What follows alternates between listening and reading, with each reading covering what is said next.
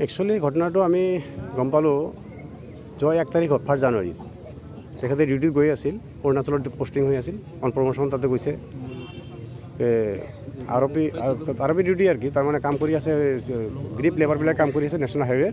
তাতে ডিউটি পঠাই আছে যোৱা অৱস্থাত গাড়ীখন এক্সিডেণ্ট হয় ৰাস্তাৰ ওপৰত নেক্সট আমি কেনেকৈ এনেকৈ হৈ গ'ল এইটো আমি ক'ব নোৱাৰোঁ তেওঁলোকে কোৱা মতে যে গাড়ী ব্ৰেক ফেল হৈছে বচাবৰ কাৰণে চেষ্টা কৰিছিল কিন্তু ঘটনাটো হৈ গ'ল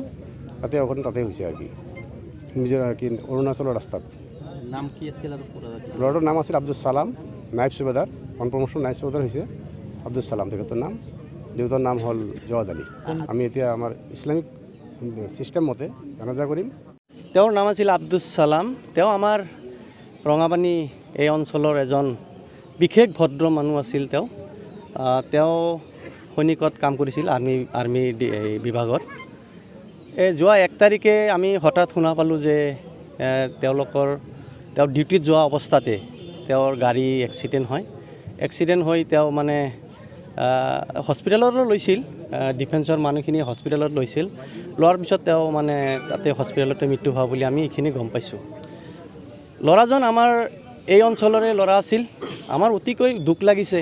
কাৰণ আমাৰ এই অঞ্চলৰ এজন খুব ভদ্ৰ মানে আমাৰ সমাজৰ লগত মিলি থকা এজন ল'ৰা আছিল তেওঁ যেতিয়া আহিছিল আমাৰ সমাজৰ মানুহৰ লগত তেওঁ মানে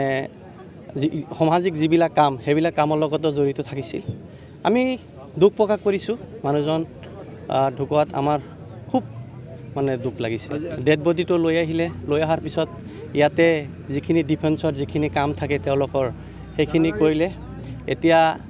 এতিয়া বাকী আমাৰ ইছলামিকভাৱে যিখিনি কাম সেইখিনি কৰা হৈ আছে